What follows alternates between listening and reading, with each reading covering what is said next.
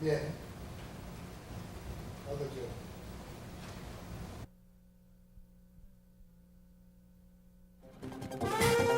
En este programa vamos a hablar de transporte, una necesidad cotidiana, una necesidad de todo el mundo, muy interesante. Distinguidos invitados, comenzamos.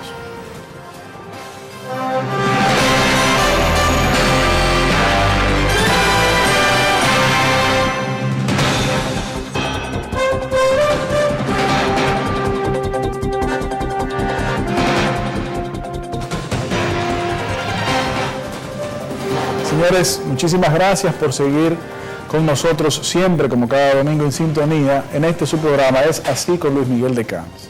En esta entrega vamos a tratar un tema que muchas veces no lo computamos como tema, aunque es una cotidianidad, una necesidad, algo total y absolutamente normal. Y es justamente el tema del transporte. Para hablar de este tema tenemos a dos distinguidos invitados, especialistas en la materia, y tenemos que dar las gracias por su presencia a don Antonio Marte, quien es el presidente de la Confederación Nacional de Organizaciones del Transporte, pero al mismo tiempo es el presidente del partido Primero la Gente, MPG. También tenemos que darle la bienvenida y el agradecimiento de su presencia a Tobías Crespo, quien es diputado al Congreso Nacional por el Partido de la Liberación Dominicana y específicamente por la circunscripción 2 del Distrito Nacional, pero además es exdirector de la Dirección General de Tránsito Terrestre. Señores, muchísimas gracias por venir a compartir con nosotros y con los amigos televidentes y hablar de este tema tan fundamental que es el transporte. Yo decía hace un momento que muchas veces nosotros no le damos tal vez la importancia a este tema que tiene, pero tiene una importancia que es imposible comprender en su total dimensión. El transporte es algo diario, es algo totalmente necesario y es algo, a mi modo de ver, incomprendido en la República Dominicana, porque desde el punto de vista del ciudadano común, normal, que todos somos, pues está el tema del transporte personal, el transporte de personas, está el tema del transporte de carga, que es otro tema, un subtema si se quiere, pero hablando específicamente de los sistemas de transporte de personas, me parece que es muy fácil decir, repetir, mejor dicho, frases que tratan siempre de culpar a las organizaciones sindicales que agrupan a los transportistas y decirles sencillamente que son los culpables de todo y que la responsabilidad única la tienen y demás. Inclusive hay un mote que se ha hecho popular y famoso, que es de dueño del país, que en lo particular me parece injusto, cosa que no debe ser así, pero creo que todo esto en parte se debe a la incomprensión de la industria, del sector, del servicio de transporte en la República Dominicana. A modo de introducción, yo quería preguntarles y saber sus opiniones sobre el sistema nacional de transporte en todos los lugares donde hay ciudades, pueblos y demás, no solamente el interurbano, sino el urbano. Existe un sistema organizado al respecto, hay una organización, una dirección general que la norma. ¿Cuál es la función de dicha organización o cuáles son las directrices y cuáles son las acciones que desde el punto de vista del transportista se le obliga a tomar y a veces se ve obligado a tomar para lograr una serie de concesiones o una serie de entendimientos en ese sentido? Bien, buenas noches Luis Miguel Elgan, también saludando la presencia de nuestro amigo Antonio Marte acá. El transporte es una necesidad. Los seres humanos tienen la imperiosa necesidad de movilizarse a sus trabajos, a sus centros de estudio, a los centros de salud, a visitas a particulares, y dentro de esa necesidad también el transporte es un sector estratégico de la economía. ¿Por qué es un sector estratégico de la economía? Porque si se paraliza el transporte, se paraliza la movilidad y se paraliza el país. Estamos hablando de que el transporte es fundamental no solamente para la movilización de personas de un origen a un destino, sino también la movilización de carga, que es de interés público, es decir, al Estado le debe interesar que el transporte de carga no se paralice, tampoco el transporte de pasajeros porque es de orden público. En ese sentido, nosotros consideramos que como es importante para la economía, debe tener una prioridad también para el Estado como políticas públicas de planificar, organizar, dirigir, regular y controlar todas las actividades del sector. En ese sentido, nosotros consideramos que desde el punto de vista, desde el Poder Ejecutivo, el Poder Legislativo, que nosotros somos legisladores, y el Poder Judicial, los tres poderes del Estado deben aportar a la solución de un problema o de una situación que impacta de manera directa no solamente la economía del país, sino también la economía de los bolsillos de los ciudadanos. Por ejemplo, hay ciudadanos que para transportarse de su casa al trabajo y del trabajo a la casa generan o gastan en eso de un 25, un 30 y a un 35% de su salario en transporte. Eso representa una gran carga para esos ciudadanos, que sus dos preocupaciones principales cuando va a un centro de trabajo es cómo me movilizo de mi casa al trabajo y del trabajo a mi casa y qué hago a las 12 del día, es decir, qué como a las 12 del día. Y en ese sentido, la movilidad del transporte es un eje fundamental para solucionar ese problema. El Estado Dominicano desde hace un gran tiempo pues no ha tenido el problema del transporte desde el punto de vista como políticas públicas como prioridad. ¿Por qué? Porque estamos hablando que en República Dominicana incluso no existe ley de transporte, Luis Miguel. En República Dominicana lo único que existe es una ley 241, obsoleta, del año 1967, que solamente establece las normas de conducción, las sanciones a esas normas de conducción, establece las autoridades como la DGTTT, impuestos internos, que tienen que ver con la placa, con la matrícula, con la licencia, con la revista. Entonces nosotros en el Congreso, y hemos consensuado con todos los sectores, incluyendo los transportistas, hemos depositado un proyecto de ley que busca establecer por vez primera una ley de movilidad, una ley de transporte, una ley de tránsito ajustada a los nuevos tiempos, porque la que tenemos no está ajustada, y una ley de seguridad vial que garantice que nosotros podamos reducir los accidentes de tránsito, que también es un problema humano. Si estamos hablando de un problema, el sector de transporte tiene implicaciones económicas, tiene implicaciones sociales y tiene implicaciones humanas también, porque se pierden muchas vidas, quedan ciudadanos heridos, destrozados, impedidos a veces hasta de movilizarse en las camas, en muchas familias donde después que hay un accidente se arruina económicamente esa familia tratando de darle atención médica a un afectado del tránsito, del transporte. Yo creo que con el concurso de todos los sectores, porque aquí la responsabilidad pudiéramos decir que es compartida, cuando hablaba de que el Estado debe ser el ente que deba tomar el toro por los cuernos, regular, establecer la coordinación de las rutas, la definición de las tarifas, los niveles de servicio que deben tener los operadores, organizar y capacitar a esos operadores, a los choferes y a todo el sector, proveerle también los recursos para la renovación de la flota vehicular, de que en República Dominicana más del 74% de los vehículos datan del año 2000 hacia atrás, y tenemos un parque vehicular muy obsoleto, pero también el Estado debe darle condiciones a las vías, construir las vías, darle mantenimiento, señalizarlas, establecer los semáforos y garantizar que la circulación de los operadores se haga con la mayor seguridad. Estamos hablando de un tema, como usted hablaba, integral, que implica a todos los sectores, y por eso nosotros creemos en que este aporte de la ley que nosotros sometemos no va a resolver el problema de la noche a la mañana, pero con una aplicación y voluntad política de manera gradual, nosotros podemos ver una situación diferente en los próximos años. Tobias, aprovechando que tú mencionas tu proyecto de ley, ese proyecto que tú apadrinas, ¿ha tenido acogida en los demás colegas congresistas, en la comisión, si ha sido sometido a la comisión, o cuál ha sido la suerte hasta la fecha de ese proyecto? El proyecto fue depositado el 17 de agosto del 2011, ya va a cumplir casi 3 años de los 4 que tenemos en el Congreso.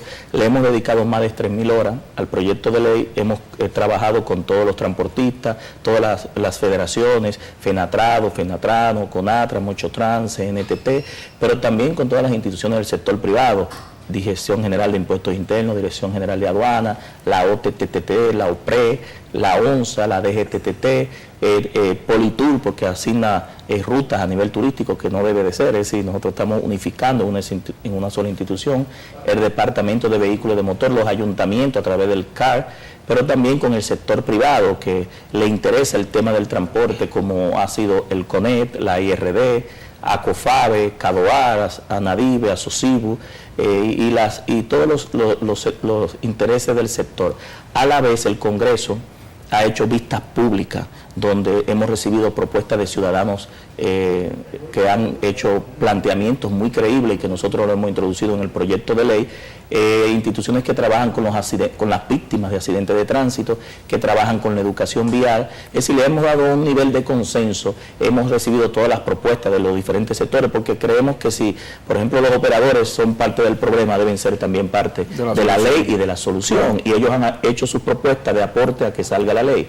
Pero ya nosotros tenemos el proyecto de ley para someterlo al hemiciclo en la próxima semana. El presidente de la República, Danilo Medina, envió una carta al presidente de la Cámara, Abel Martínez Durán, en febrero de este año, donde de los 13 proyectos que son de interés del Poder Ejecutivo para esta legislatura, el proyecto nuestro está en 4º lugar. Y entendiéndolo así, no solamente la Comisión Permanente de Obras Públicas, sino también los legisladores de los demás partidos están esperando que nosotros ya presentemos el proyecto de ley, pero le hemos querido dar el mayor nivel de consenso, porque son transversalmente hay muchos intereses dentro del sector. Perfecto. Don Antonio, desde siempre se ha entendido que una de las responsabilidades de los estados, y en el caso nuestro del Estado Dominicano, es, además de garantizar la vida, garantizar la salud, garantizar la educación, es garantizar un esquema, un sistema de transporte que permita a sus ciudadanos movilizarse y a los productos también movilizarse.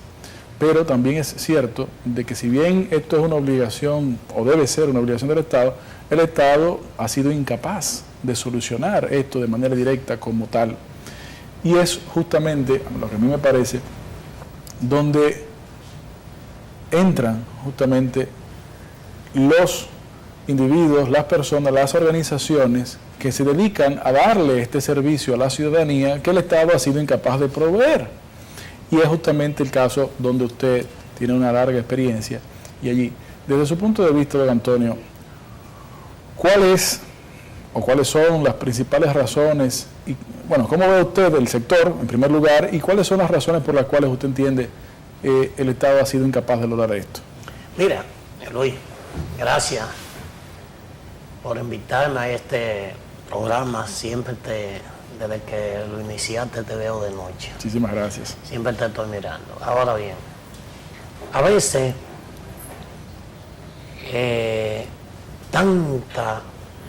tanto deseo, yo soy y he dicho que yo no quisiera morir, desaparecer y dejarle a mis hijos, a mis nietos y al pueblo dominicano el desorden del transporte en República Dominicana. Y a veces el pueblo es inconsciente. Nosotros invertimos dinero, invertimos tiempo, invertimos demasiado trabajo y mucha preocupación. Gobierno tras gobierno es enemigo de este sector, incluyendo este gobierno. Este no ha dicho esta voz que es mía en el sistema de transporte. Pero yo quiero decirte a ti una cosa, Luis. Que por cada galón de combustible el gobierno me cobra a mí, a ti y a los pobres del país más de 100 pesos de más para dárselo a otras obligaciones. Sin embargo, nosotros, con el transporte que ha colapsado todo, el gobierno ha fracasado en todos los intentos de transporte. Aquí el gobierno llegó a tener 38 empleados por cada autobús.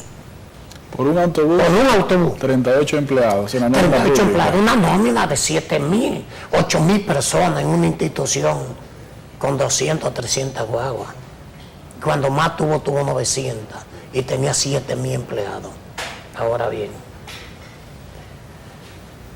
Los gobiernos aquí no se han condolido nunca de la inversión y del sacrificio de nosotros los transportistas.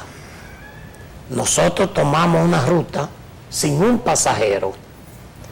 Tiramos la guagua a la calle, tenemos que hipotecar la casita, la finca. Escúchame, Antonio, cuando usted dice se toma una ruta, básicamente uno tiene que tener autorización de algún organismo, sencillamente. Sí, hay que tener autorización de un organismo. Yo voy, te solicito la ruta de kilómetro 9 al mercado y me pongo a trabajar hacia una ruta con 20 guaguas. Okay. Y todos los días no llevo un peso, ni el chofer lleva un peso. Si las guaguas son mías o son de distintos choferes, no llevamos un peso, los choferes no tienen que comer. Tan pronto nosotros hacemos esa ruta, vienen los irresponsables de las autoridades y permiten que se metan 10 piratas más. De ahí que vienen los problemas. ¿Qué significa pirata? ¿En qué sentido? Personas como que son empleados públicos, como que son policías, como que son guardias, y salen a conchar con un revólver y a matar gente, a hacer desorden prácticamente ahí para que ese chofer que se fajó a hacer esa ruta.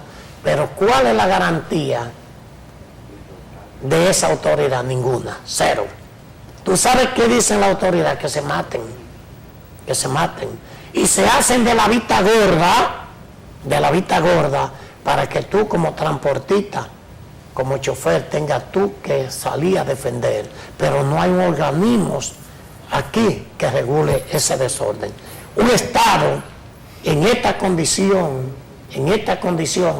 sin un organismo que regule y que garantice tu inversión, es un Estado fallido. Entonces yo siempre he dicho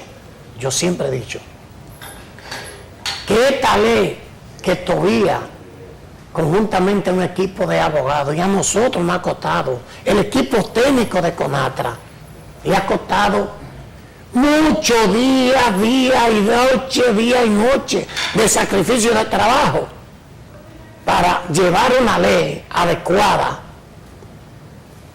Primero, pensando en los usuarios, y segundo, pensar en la inversión del propietario y en la garantía que pueda haber.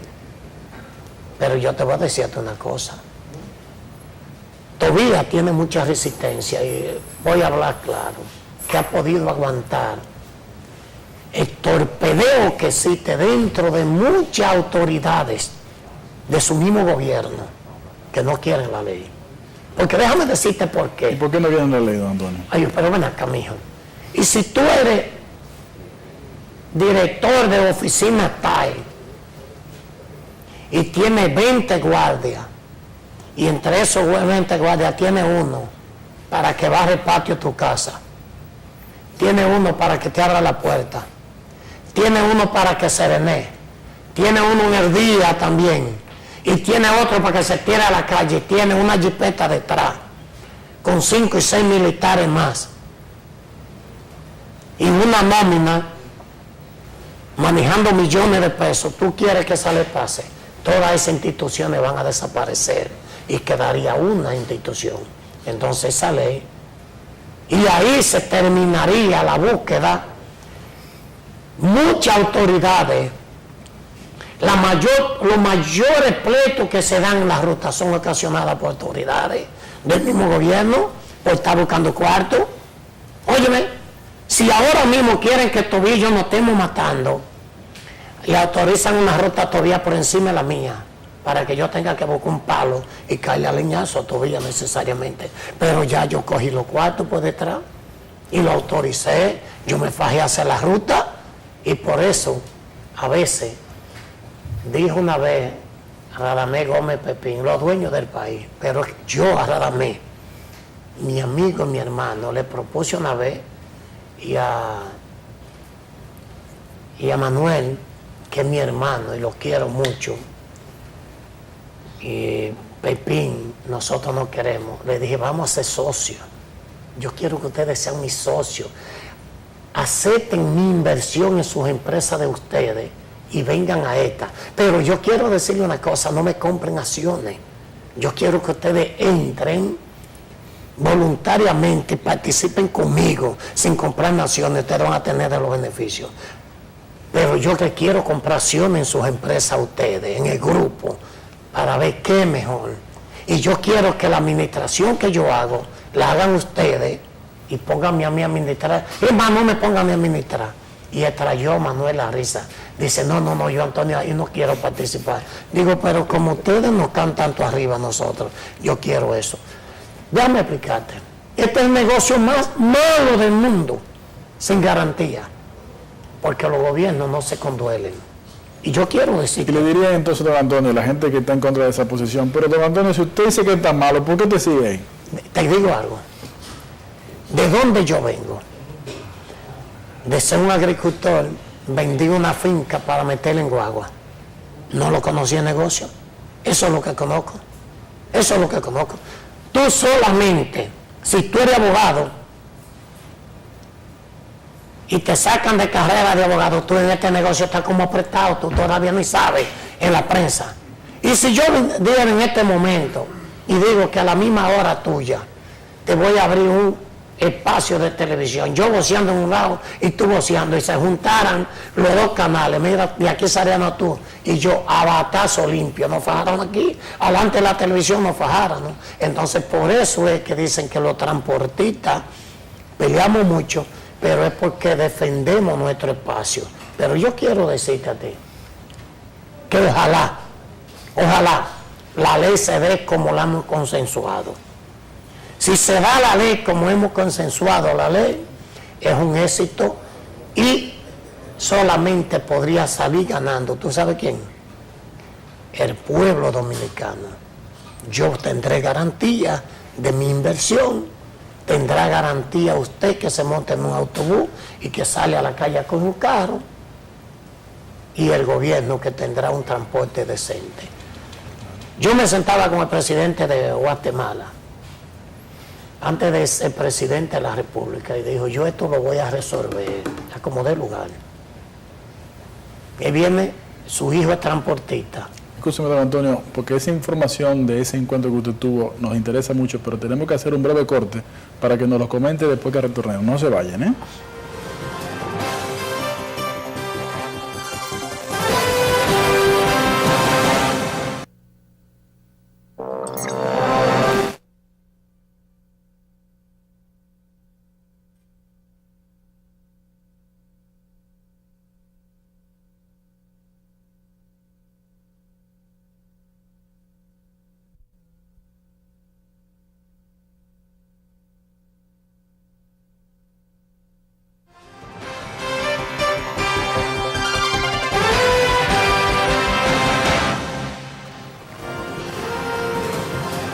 Muchísimas gracias, amigos televidentes, por seguir con nosotros en sintonía en este programa Es Así con Luis Miguel de Camps. Y estamos hablando de transporte. Tenemos la presencia de distinguidos especialistas y conocedores, expertos en la materia. Don Antonio, antes del corte comercial, nosotros conversábamos sobre transporte, pero específicamente usted iniciaba a mencionarnos la experiencia que fue una conversación que usted tuvo con el presidente de Guatemala respecto a el tema de transporte. Y de Colombia. También. Claro. ¿Y cómo fue eso? Sucede de que en los países que hay mucha inseguridad, que ha habido mucha inseguridad, el punto más débil ha sido el transporte. Ahí es que están en el transporte de taxi, de autobuses y de concho. Ahí circula la droga, la criminalidad, el atraco, la violencia, etcétera, etcétera.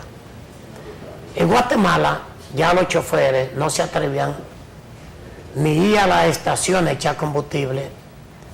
Había días que mataron hasta 15 y 16 personas, choferes, para llevarle dinero. La mara acababa. Llega este transportista, que era jefe de la policía, de un momento a otro se hace político y dice, yo voy a resolver el problema. Y está resuelto. Ahora, si tú vas a otros países, como Colombia, donde hay un transporte organizado, la delincuencia ha bajado. Y tiene que bajar. Pero en Guatemala ya tú puedes ir, que era un país inseguro. Cuando yo iba a Guatemala, yo tenía miedo de mí mismo. Yo decía, coño, pues cuando vengo a ver, quedo aquí mismo cogido. Ya usted puede ir, país seguro. ¿Por qué? Porque se comienza con un transporte, organizando un transporte, depurando un personal, un transporte decente, un carro con una numeración que tú vienes en un helicóptero y está mirando desde arriba, que el número que tiene la capota lo tiene en el frente o lo tiene en la puerta. Pero tú te vas a dar cuenta que tú andas con un sistema de un GPS que lo tiene la policía, la dirección de drogas, que se da cuenta donde quiera que anda ese carro, pero además tienen los taxis, tienen lo que se llama un sensor en cada asiento donde tú te montas y cuando se desmonta prende en verde o anda en rojo el bombillo. En el país inseguro, pero ahora además existe lo que se llama una torre de control como de este tamaño, con varios empleados dándose cuenta de todo lo que circula en la ciudad, y ahí han podido corregir la delincuencia de este país. ¿Por qué aquí no se ha corrido? Porque aquí las autoridades del gobierno, la mayoría son unos vagamundos. ¿Cómo te ves, Antonio, unos vagamundos, el tema de seguridad en el mundo del transporte en la República Dominicana? Que la tasa es demasiado alta por la desorganización que tiene el transporte, porque es que toda la seguridad debe comenzar por la organización del transporte. Entonces, ¿qué sucede con esto? A mí me ha costado mucho dinero y mucho sacrificio una empresa que yo tengo con mucha seguridad, y yo quiero decirte que es la única empresa aquí que está a nivel de México y a nivel de cualquier otro país, de país inseguro. Yo la tengo aquí, pero es solo yo, y el gobierno se ha interesado en decirme a mí o un funcionario, ven Antonio, vamos a ver qué es lo que tú has hecho. No, nada.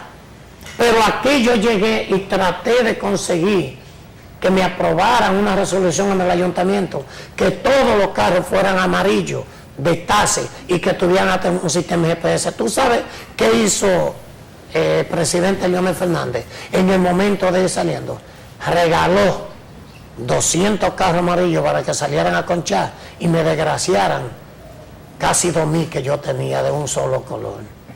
Salieron a conchar y esos salieron a atracar y hacían de todo a cada rato. Que un carro amarillo allí que participó en un atraco, qué sé yo qué, porque no tienen regulación ninguna. Entonces, aquí las autoridades son los causantes de que este desorden exista. Y déjame decirte una cosa, ojalá, y todavía que puede contar conmigo, con la gente, y no conmigo solamente, con la gente de CONATRA, con los inversionistas, que somos los mayoritarios aquí en el país, que esa ley venga a solucionar el problema de transporte, pero que venga con la seguridad de que sea consensuada, como lo hemos consensuado, que sea aplicada así. Y yo le decía todavía en estos días, ojalá el gobierno, con la experiencia tuya, con el trabajo que hiciste, no porque está adelante en tránsito terrestre, yo no paso payola, porque nunca me ha dado un peso, ni me ha solicitado un favor tampoco, ni ella a mí, pero hizo un trabajo en tránsito terrestre que no lo supera ningún director en tránsito terrestre, ninguno. Óyeme, yo soy poco, pero digo las cosas que siento. Todavía, aprovechando lo que acaba de decir don Antonio, de la situación de la inseguridad ciudadana en el mundo, en el ambiente de transporte, y tomando en consideración lo que tú mencionabas de la propuesta de ley de la cual tú eres el padre y que ha estado en proceso de consensuar con todos los sectores involucrados durante mucho tiempo ya, tratando de lograr una aprobación efectiva. Respecto al punto de la inseguridad, la propuesta legal que presentas, ¿qué prevé? ¿Qué tiene incluido allí? Sí, queremos agradecer el reconocimiento de mi amigo Antonio Marte de la labor que hicimos como funcionario público, y eso es lo que realmente el pueblo nos dio para cuando dirigimos esa institución, y eso es lo que estamos haciendo también como legislador con este aporte al país, porque en este proyecto de ley lo que nosotros queremos es ver de aquí a 5, 10, 15 años, 20 años para nuestros hijos y nuestros nietos un país diferente en movilidad, en transporte, en tránsito y en seguridad vial. En el proyecto de ley contempla, y así estaba explicando de manera clara Antonio, presidente de CONATRA, la seguridad vial, la seguridad ciudadana empieza por la seguridad vial y empieza por el tránsito y el transporte. ¿Por qué? Fuera de la violencia de género, la violencia intrafamiliar que se da en los hogares, la mayoría de muertes, de heridos, una gran parte se da en las vías públicas, se da en las calles, en las carreteras, en las autopistas, en los sitios públicos, en las aceras, y esa inseguridad es parte de la seguridad total que tiene el país. En ese sentido, este proyecto de ley tiene el componente de la seguridad vial, pero también tiene el componente del uso de las tecnologías. Este proyecto de ley, y aprovechando que nosotros tenemos ya casi 25 años en el sector incluso de las tecnologías y de las telecomunicaciones, porque lo hemos trabajado desde muy joven, apuesta al uso de las TICs para el mejoramiento del sector. Me explico. El sistema de GPS para el seguimiento de la flota, no solamente de taxis, sino de transporte urbano, interurbano, el transporte de carga, la movilización de mercancía en el país. El uso de las cámaras de fotografía, ¿verdad? Ahora que se está implementando el 911 y que nosotros también aprobamos un proyecto de ley que lleva a utilizar cámaras para la vigilancia, para la imposición de las multas. En República Dominicana actualmente la ley 241 no te permite que si tú te vas en rojo, si tú tienes exceso de velocidad, es decir, que el uso de la tecnología pueda ser utilizado para la aplicación y la implementación de las multas. Pero también el uso de la tarjeta de la tarjeta de pago de llamada para el pago del servicio de transporte, no solamente el transporte urbano e interurbano, sino los servicios, y que haya integración tarifaria, que si tú tienes una tarjeta, la recargas, puedas usar un transporte, una ruta alimentadora, un transporte de bus, pero también montarte en las líneas de metro, y que no tengas que hacer varios, así como hace varios transbordos, hacer varios pagos. Pero también el uso de las tecnologías con los sistemas inteligentes de tráfico, como son los sistemas de semáforos inteligentes, con cámaras, con espiras y con el uso de la dinámica de tiempo para el control de tiempo y la sincronización, por ejemplo, de los semáforos. También la ley apuesta a un registro único, donde estén en ese registro único, una base de datos, todas las informaciones sobre el parque vehicular, sobre las carreteras que tenemos, el estado de esas carreteras, los caminos vecinales, las licencias que se han emitido, las pólizas de seguro, el diagnóstico de ese parque vehicular que va a ser importante para la inspección técnica vehicular, lo que le llaman la revista, y para el plan de renovación de vehículos. Es decir, este es un proyecto moderno que aplica la tecnología no solamente para la seguridad, sino también para la modernización. Este proyecto de ley, en definitiva, como hablaba también Antonio, establece, por ejemplo, el transporte de motoconcho, que se establece un control sobre el uso nada más de 2 personas transportándose, prohíbe los de menores hasta cierta edad en un vehículo, las personas que son pasajeros, que nada más debe ser uno, también tiene que tener el casco, y una identificación en la parte no solamente de la placa, sino del chaleco y del casco, que sea la misma, y que se organice a través del Intran con los ayuntamientos también el transporte de motoconcho, porque también hay otras modalidades de vehículos de 2 ruedas, que son los delivery, los mensajeros, que no tienen que ver con rutas específicas de transporte de personas.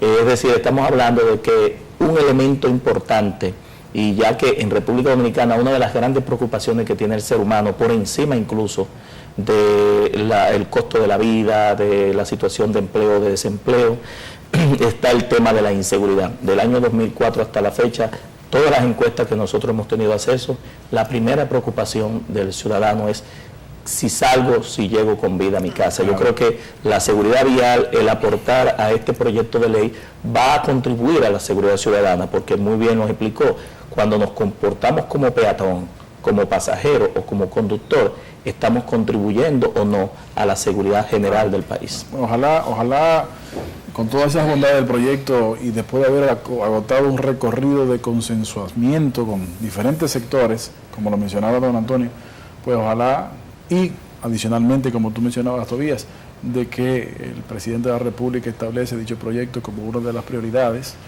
ojalá sea aprobado, y como también decía don Antonio, ojalá sea aplicado de la misma manera en que ha sido conceptualizado. Vamos a tener que hacer un breve corte, pero antes decirles a los amigos televidentes que al retorno vamos a tener un panel ampliado, porque va a estar también con nosotros discutiendo sobre transporte don Antonio Brito. No se vayan, que en breve retornamos.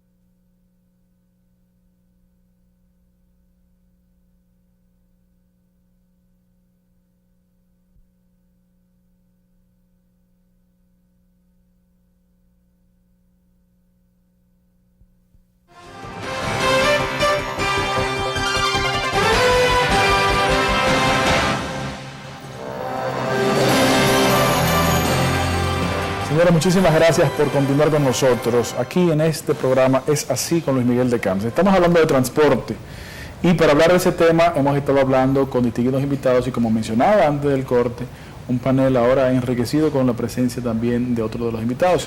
Y con nosotros tenemos a don Antonio Marte, quien es el presidente de la Confederación Nacional de Organizaciones del Transporte, pero además es presidente del partido político Primero la Gente, MPG. Además de eso, nos honra con su presencia el señor Antonio Brito, quien es el vicepresidente de Fenatrano, y también hemos estado conversando con Tobías Crespo, quien es diputado al Congreso Nacional por el Partido de la Liberación Dominicana y específicamente por la circunscripción 2 del Distrito Nacional, además de ser el exdirector de la Dirección General Técnica de Tránsito Terrestre y con una gran experiencia en la materia. Antes del último corte estuvimos conversando sobre las realidades desde los puntos de vista de cada quien del transporte en la República Dominicana.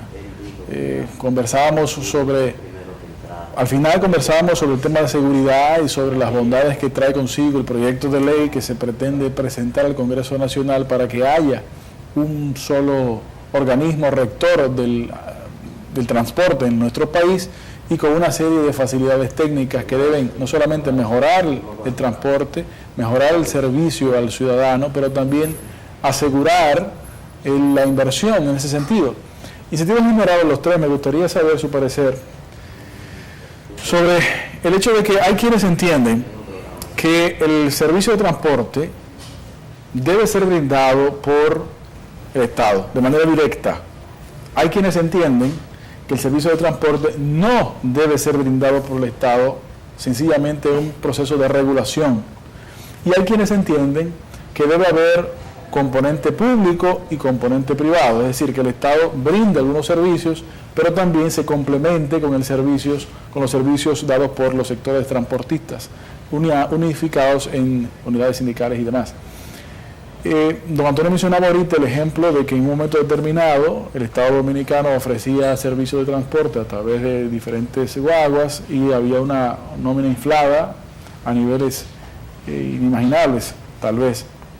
¿Ustedes entienden que debe el Estado participar como proveedor de servicios de transporte de manera directa, o entienden que no, o tal vez una combinación? Mira, lo primero es, nosotros somos Antonio Brito, vicepresidente nacional de Fenatrano, sí, y también somos miembros del Comité Ejecutivo del Movimiento Rebelde. El Fenatrano entonces tiene su presidente, el presidente de Fenatrano, Juan Ovieres de Rosario, quien hoy es diputado de la República. Así es. Y que exactamente en este momento se encuentra en una discusión donde se está discutiendo la ley de tránsito y transporte. La ley de tránsito y transporte, hasta donde nosotros hemos observado y hemos visto, tiene dos componentes. Uno es transporte y uno es tránsito. Uno es el tránsito y el otro es transporte. Tiene un componente. Hay un componente que es económico y hay un componente que exactamente tiene que ver con el Estado Dominicano, que es con la normal, la vía de la República Dominicana.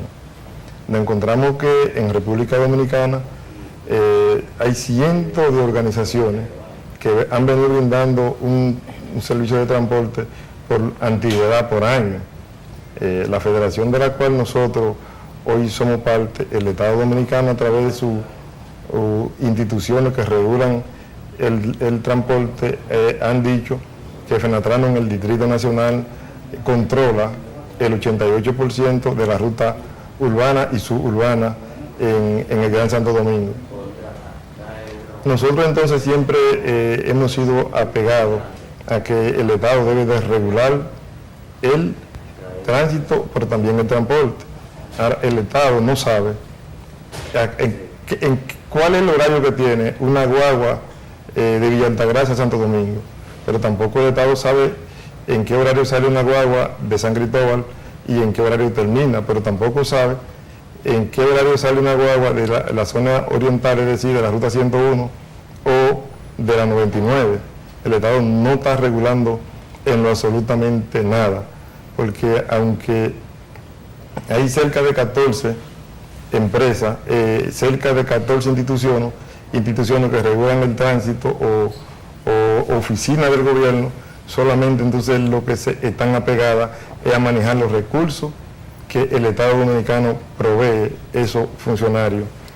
Y entonces nosotros siempre hemos sido apegados a que en República Dominicana se cree una institución única, una institución que pueda regular todo lo que tenga que ver con el sector de transporte, que no tenga privilegio, porque hoy estamos pasando una ley de tránsito y transporte, pero en esa misma ley todavía sabe que hay una institución que le llaman la OPRE, o que está conducida por Diandino Peña, que quisiera que le hagan traje a la medida de esa institución.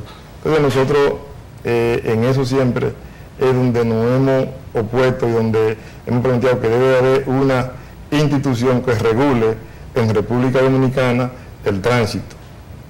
Y cuando hablamos de eso, tú tienes una oficina técnica, tú tienes una ME, tú tienes una OPRE, tú tienes la Policía Nacional, y tú tienes un centenar de instituciones que al final son barril sin fondo, que lo único que van es en perjuicio de la sociedad dominicana. Señorito, una pregunta, desde el punto de vista suyo de Fenatrano y del propio partido Movimiento Rebelde, el proyecto que se ha estado discutiendo, encabezado por la iniciativa del diputado Crespo, entre otros, que busca lograr reglamentar, establecer una sola entidad que regule el tránsito y el transporte, como usted bien señala, desde su punto de vista, ¿ha habido intereses de que este proyecto no prospere, no se haga realidad? Y si es así, ¿por qué? Yo, ¿cómo debo decirte? Existen intenciones de, exactamente como te estoy planteando, de funcionarios que manejan en una institución, te voy a poner la Oficina Técnica de Transporte, que tiene un presupuesto que es posible, no tengo los números, los datos exactos, pero pongo que tenga 60 millones de pesos, 100 millones de pesos, 80 millones. Entonces, esa institución en verdad no vas a querer que se pase una ley de tránsito y transporte, una ley que haya una institución que regule el tránsito, porque aquí se entiende que va a desaparecer. Y si desaparece, para poner un ejemplo, todo sus peones que tiene ahí, eso entonces va en perjuicio posible del propio director o del propio gobierno central. ¿Por qué? Porque si tú te vas a la oficina técnica, te encuentras que tiene 60 subdirectores. Y cuando tú buscas entonces qué hacen esos subdirectores, no absolutamente hacen nada. Lo único que hacen es que están cobrándole dinero, están cobrando un cheque, y ese cheque en beneficio va en contra del pueblo dominicano, porque el pueblo dominicano tiene que pagar a través de los impuestos esos recursos que están cobrando 60 subdirectores que existen en la actualidad, por ejemplo, en la Oficina Técnica de Transporte. Pero si tú te vas a la ONSA, te encuentras que tiene 60 subdirectores, incluyendo subdirectores que tienen tanto poder que el gobierno dice, o la misma oficina técnica dice que no pueden operar una ruta y te operan por encima de las resoluciones que emana la propia oficina técnica, te operan una ruta, y te operan otra y otra y otra, y encima de la ruta entonces te andan con gente armada hasta los dientes, como decía Antonio Marte ahorita, y entonces esa institución lo único que sirve es para proteger esas personas que están debajo de ese subdirector que existe en la oficina, en este caso, en la Oficina Metropolitana de Transporte. Es decir, que son básicamente intereses políticos, intereses económicos que no tiene que ver que sean, no son sindicalistas ni guagüeros, pero aparecen con un sindicato y a través de tener un sindicato, el gobierno le asigna 500.000, 600, 700.000 galones de combustible y los comercializan. Y el gobierno lo sabe, porque ese es el problema de la corrupción, el gobierno lo sabe. Y venden ese combustible, por ahí se embolsillan 10 y 12 millones en los bolsillos y salen por ahí, ganan. Hermano, y el presidente se gana 12 millones. ¿Usted entiende que con este proyecto que se estaba discutiendo, esos problemas se reducen? Los transportistas serán transportistas y los que son ladrones seguirán robando, pues no serán transportistas. Si el gobierno dominicano asume el proyecto como se viene discutiendo y se hacen y asume el Congreso las recomendaciones que en el caso de los transportistas han venido haciendo a través, cuando menos, del diputado Juan Uvieres, que siempre consensa con los diferentes dirigentes de transporte para presentar lo que se puede convertir en un privilegio mañana. Si se cogen esas recomendaciones y el proyecto lo aplican, se aprueba con sus recomendaciones y se aplica después como un Estado, entonces puede dar sus resultados. Si se aplica de otra manera, como se están aplicando los recursos del gobierno a través de todas las instituciones, entonces no va a servir para nada. Claro. Si vamos a tener que hacer un breve corte para terminar este segmento, no se vayan, que luego retornamos con nuestro último enfoque.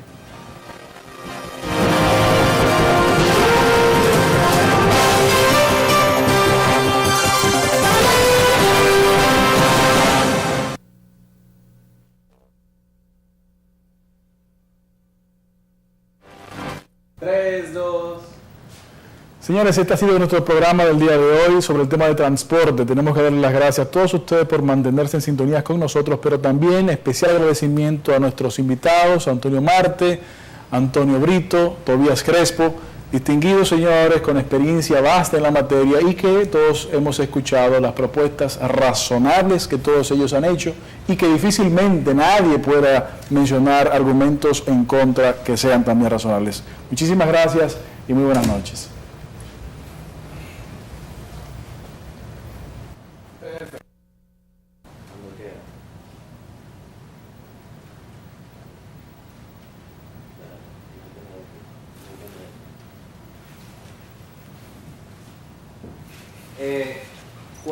Cuando usted quiera. Pero no hay que hacer el bumper porque venimos de anuncio. No, yo lo pongo. No, lo pone en producción. Ah, bueno, pero ok, yo estoy introduciendo. Ok. Cuéntale 3. Estamos grabando ya. Cuéntale 3, 2 y el 1 no se lo diga. Ya entonces el 1 mental ya todo acá. Viene. Cuenta, flaco. 3, 2. Muchísimas gracias, amigos televidentes, por seguir con nosotros en sintonía en este su programa Es Así con Luis Miguel de Camps.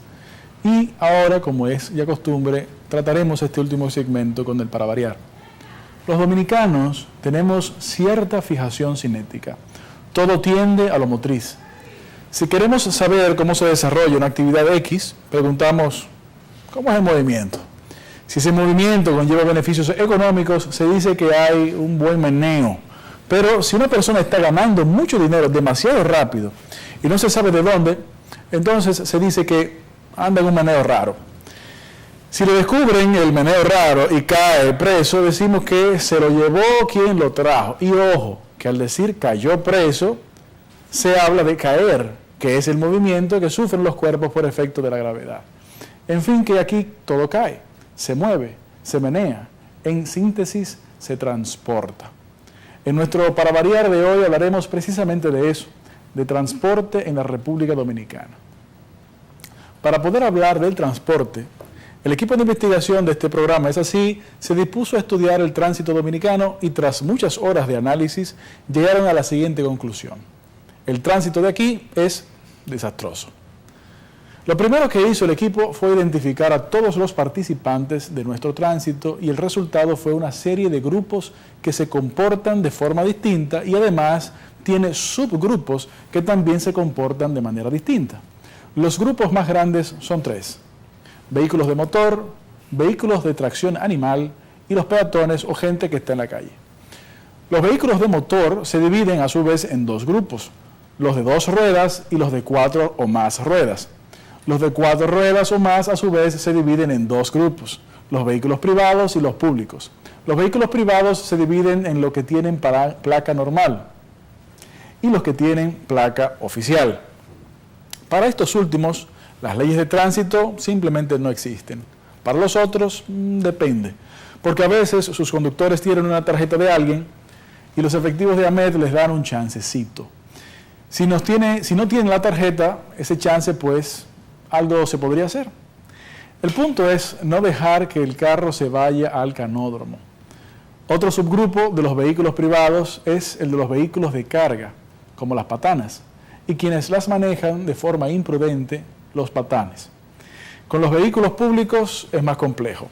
Estos se dividen en vehículos públicos, el metro, por ejemplo, las onzas, que también son de 2 tipos: las de 10 pesos que no tienen aire acondicionado y las de 15 pesos que tienen aire acondicionado pero no funciona.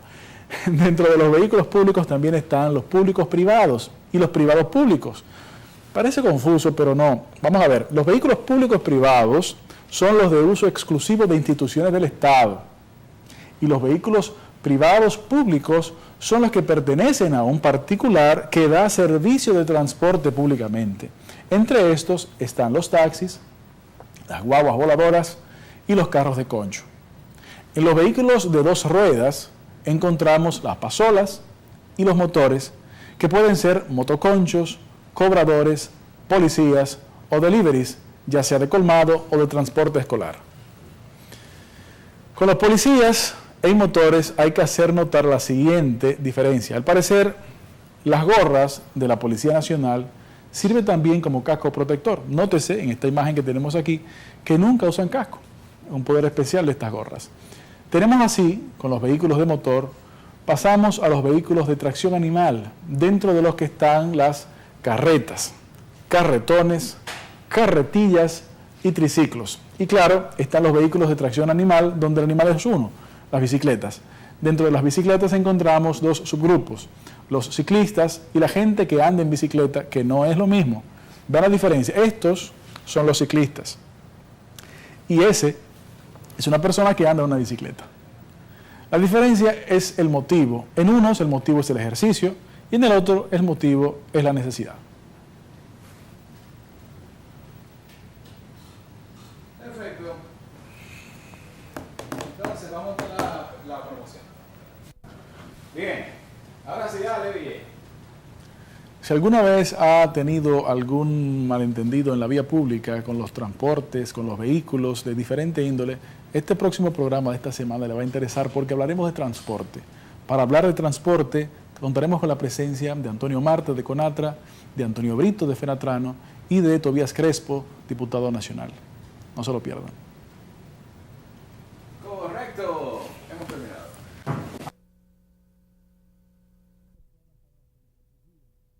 Por lo que pueblos enteros se han enfrascado en cruentas guerras civiles, han pasado enfrentamientos de guerras fratricidas, todo por el afán de tener derecho a tomar parte en las decisiones que nos rigen.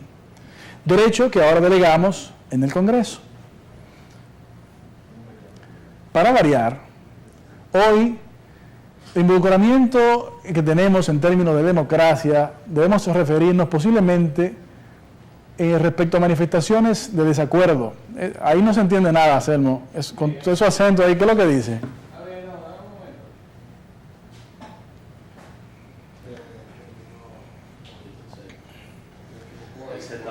Gracias. En esa parte, Benny, lo que viene ahí son unas imágenes, tú ves, ahí en pantalla. Mientras yo estoy diciendo una serie de cosas. Desde el principio lo vamos a hacer.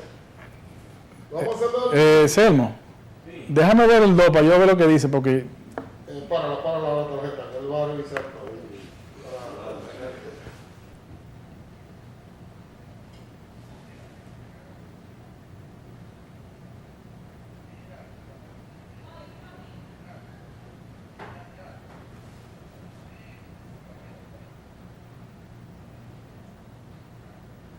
Muchísimas gracias por seguir con nosotros en sintonía en este su programa, Es Así con Luis Miguel de Camps. Y este último segmento, como ya todos ustedes conocen, se titula Para Variar. Y que como vivimos en una democracia, y en una democracia se puede hablar de lo que sea, en el nuestro, para variar de hoy, hablaremos de democracia. La democracia es algo por lo que muchas personas han ofrendado su vida, por lo que pueblos enteros se han enfrascado en cruentas guerras civiles, países enfrentados en guerras fratricidas, todo con el afán de tener derecho a tomar parte en las decisiones que nos rigen, derecho que ahora delegamos en el Congreso. Sí.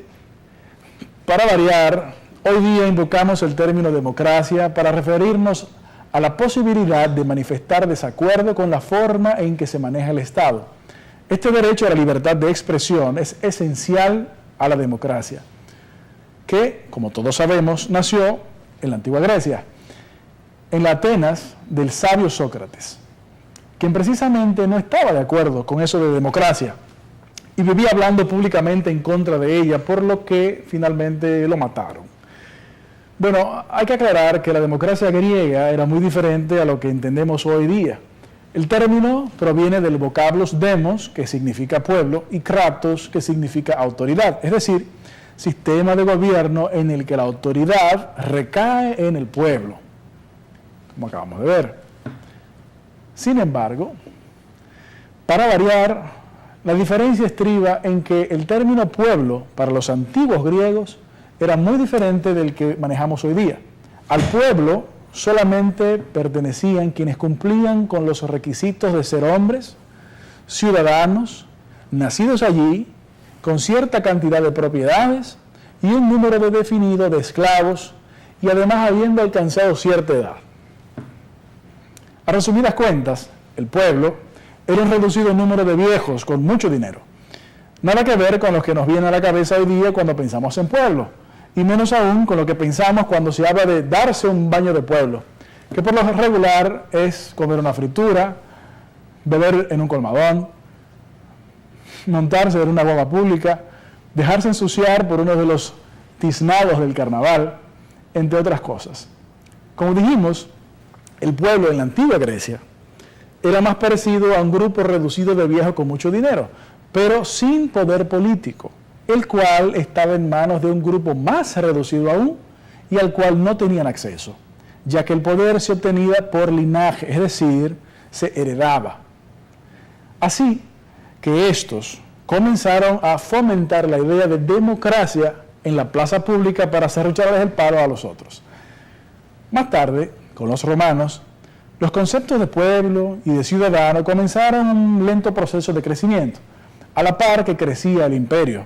Y tanto creció el imperio que terminó colapsando, fragmentándose y reduciéndose a los que antes eran ciudadanos como simples vasallos y de los señores feudales y de todos los nobles, los cuales vivían matándose entre sí con el afán de alcanzar el trono, y una vez siendo reyes, hacer guerra con otros reyes y así apoderarse de sus reinos. El dinero para estas guerras, en busca de medida, provenía de bolsillo de aquellos que tenían poder económico, pero no tenían poder político. Y para no hacer largo este cuento, esos viejos con dineros, algo parecido a los de la antigua Grecia, que ahora se llamaban burgueses, decidieron que también querían mandar y que tenían derecho al poder político, tanto como los nobles realengos, muchos de los cuales no tenían dónde caerse muertos. Y así se dio la Revolución Francesa, para acabar con la monarquía y hacer más asequible el poder político sobre las bases de la libertad, igualdad y fraternidad. Claro, libertad y fraternidad para los blancos en Francia e igualdad para negros, todos igual de esclavos y explotados, aquí en la colonia francesa de Saint-Domingue. Cuando decimos hacer asequible el poder político, el de allá, nos referimos a hacerlo asequible a todo el mundo. Hasta un zapatero podía formar parte del Congreso. No ese zapatero, aunque ese sí fue el presidente de España, digo un zapatero, ese, exacto. Pero el problema en aquel entonces es que se entendía que el cargo de servidor público debía de ser honorario, es decir, que no se cobraba por ser miembro del Congreso. Eso no representaba ningún problema si se era un burgués acaudalado, pero representaba una gran dificultad si se era un simple zapatero. Así que, en algún momento, para que la democracia fuera más democrática, se decidió otorgar sueldos a los miembros del Congreso y, bueno, gracias a la democracia, hoy día todo el mundo puede ser congresista. Ya. Muy bien.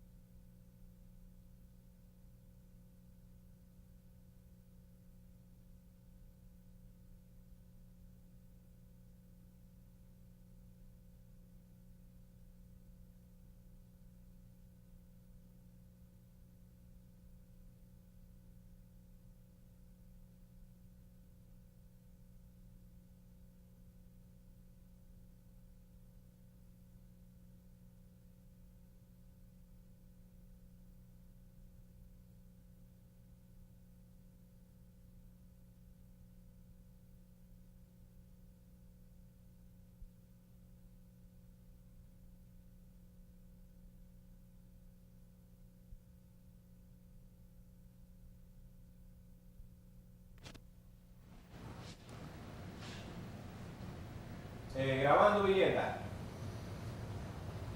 Hoy vamos a hablar de minería, vamos a hablar de lo que esto representa para la República Dominicana y cómo debe desarrollarse adecuadamente, tomando en consideración todos los factores que son involucrados en el mismo.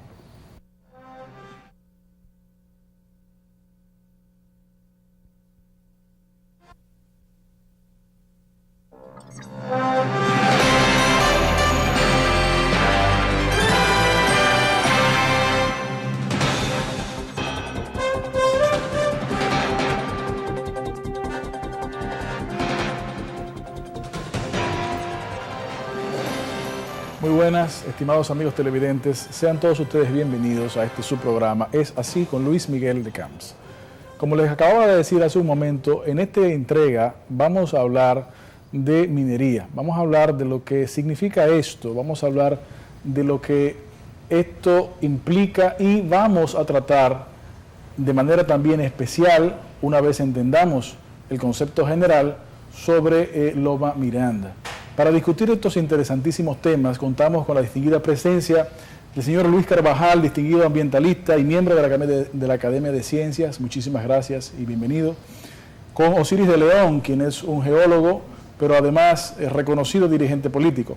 Y también contamos con la presencia del doctor Eduardo Jorge Prats, abogado y también especialista en estos temas. Señores, muchísimas gracias por temperar a nuestra invitación. Es un placer tenerlos con nosotros acá y justamente conversar, hablar sobre este tema fundamental.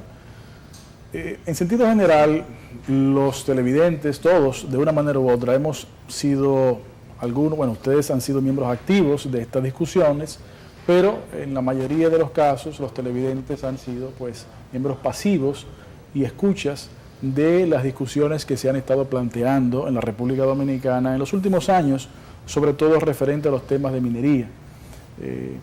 Y antes de entrar en temas específicos, yo creo que es de buen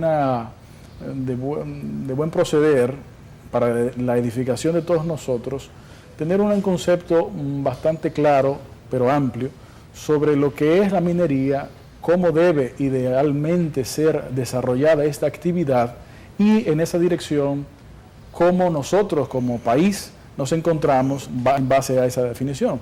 Cualquiera de ustedes. Mira, evidentemente, Luis Miguel, que la minería, en función de lo que es y lo que debe ser, ha sido objeto de debate en el mundo entero en los últimos 20 años.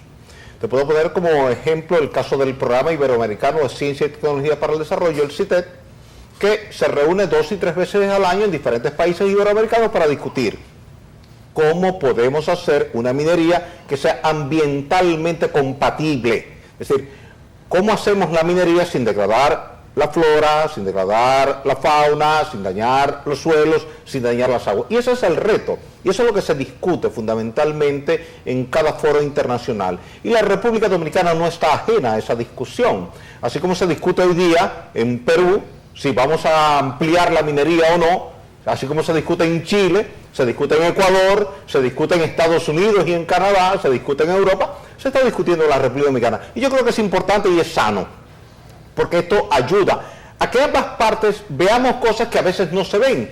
Yo creo que el que está en la comunidad minera a veces no ve la válida preocupación de la comunidad ambiental, y a veces el que está en la comunidad ambiental no ve todo lo que se hace dentro de la minería, porque hay que reconocer que muchas empresas mineras son un poco cerradas en compartir información con la comunidad, y lo mismo pasa con los gobiernos. Entonces yo creo que esto abrirá el espacio para que el gobierno dominicano, el pueblo dominicano, la comunidad ambiental y las empresas mineras definan qué tipo de minería queremos, porque de que vamos a tener minería, la vamos a tener en todas partes del mundo, porque es una obligatoriedad. Del mismo modo que es obligatorio ir a buscar el agua y tenemos que cuidar al agua, es obligatorio ir a buscar alimentos donde se puede producir alimentos, y eso es una realidad. Es obligatorio depender de los recursos minerales, porque son la base de sustentación del desarrollo de cualquier sociedad. Si tú y yo y los que estamos aquí de este lado, por hacer un simple ejercicio, paráramos la minería, por un año se pararía el mundo. No tendrías combustibles, no tendrías metales, no tendrías insumos para la agricultura, ni para la medicina, etcétera, etcétera. Entonces, de ahí que lo importante es que la sociedad trace una serie de reglas de juego, y que esas reglas de juego sean respetadas por todos, comenzando con un plan de ordenamiento territorial y que tú y yo sepamos dónde podemos hacer minería y dónde no, dónde podemos hacer agricultura y dónde no, dónde desarrollar la pecuaria y dónde no, dónde la hotelería y dónde no, y que esas reglas de juego sean uniformes para todos y que todos nos sintamos en el deber y en el compromiso de respetar. Pero de que la minería va a ser una actividad presente y futura en el mundo entero, eso es indiscutible. Don Osiris, a propósito de lo que usted acaba de decir, al principio de su intervención usted mencionaba, al momento de introducirnos al tema, sobre el tipo de minería que se puede hacer, que se hace en diferentes partes, en nuestro propio país, en diferentes lugares de nuestro propio país, y de que si se hace o no minería con impacto o sin impacto ambiental. Pero no sería, don Osiris, una utopía o una falsedad decir que hay minería posible sin impacto medioambiental. Mira, ese tema es importante discutir. Y Luis, que está aquí a mi lado, me ha acompañado en muchas luchas con el tema de la minería y el medio ambiente. Y Eduardo, que es una persona que conoce las leyes, sabe cuál es el marco regulador. Hay regulación, lo que pasa es que a veces las dejamos de lado y no las aplicamos. Ahora, yo te pudiera mostrar casos en Minas Gerais, donde se ha hecho minería de metales base, y luego el Estado ha obligado a la empresa a recuperar por completo la zona, y hoy día la zona es un parque ecológico. Y tú y yo vamos como simples turistas, y cuando alguien nos dice, ahí hubo minería, decimos, no, eso es falso. Sí, ahí hubo minería. No, porque yo no veo ningún rastro, ninguna huella. Pudiera hacerse lo mismo en República Dominicana. Cuba lo está haciendo. Si tú hoy día vas a Moa, que está en la parte oriental de Cuba, donde se extrae níquel, tú vas a ver que hay el concepto de dejar esa zona como un parque ecológico y no como una zona depredada. Debo reconocer públicamente que muchas operaciones mineras en muchas partes del mundo, y República Dominicana no fue la excepción, lo que se hizo desde el principio fue priorizar el aspecto económico y no el aspecto ambiental. Entonces al final, cuando tuvieron que recoger y marcharse, el caso por ejemplo de Alcoa, dejaron todo ahí y no había un fondo para remediación ambiental. Hoy día cualquier gobierno debe pedirle a todas las empresas mineras que tenga un fondo ahí abierto para la recuperación ambiental al momento en que sea necesario. Además de ese ejemplo que usted acaba de señalar, don Osiris, en la historia de la República Dominicana y a cualquiera de ustedes, conocemos al día de hoy alguna explotación minera que haya sido realizada tomando en consideración el proceso de recuperación posterior a la conclusión de la explotación. ¿Ha habido esa experiencia hasta hoy en República Dominicana? Integral no. La historia de la minería en República Dominicana explica la actitud de la población ante la minería en República Dominicana. Ciertamente el mundo, el planeta no puede vivir sin aprovechar sus recursos mineros, no puede vivir sin aprovechar sus recursos en términos integrales. Agua, producción de alimentos, la biodiversidad en la enorme multiplicidad de funciones que representa. Pero me alegra empezar coincidiendo íntegramente con Osiris alrededor de que el problema fundamental es un problema de ordenamiento, 3 niveles de ordenamiento. Un ordenamiento claro sobre el territorio, de tal manera que se establezca dónde puede haber qué y cómo, dónde puede haber lo que haya, y eso es válido para cualquier actividad. Porque incluso hay actividades que mucha gente cree que son actividades ambientales, para todo el mundo reforestar es una actividad correcta.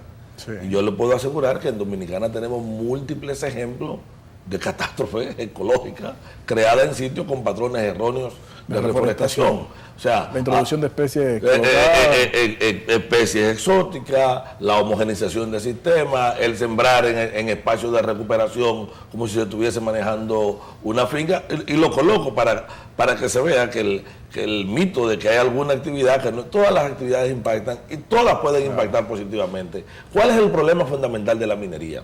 La minería en República Dominicana tiene 4 problemas básicos. Uno, Osiris, usted lo acaban de señalar, o sea, hay una tradición de darle preeminencia a lo económico, de incumplir un sistema de leyes, de no tener un seguimiento por parte del Estado alrededor de la pertinencia. Eso es uno. 2, el hecho de que la minería ha sido empobrecedora para el país. Es el caso de Alcoa, es el caso de Rosario, a pesar de lo que generó.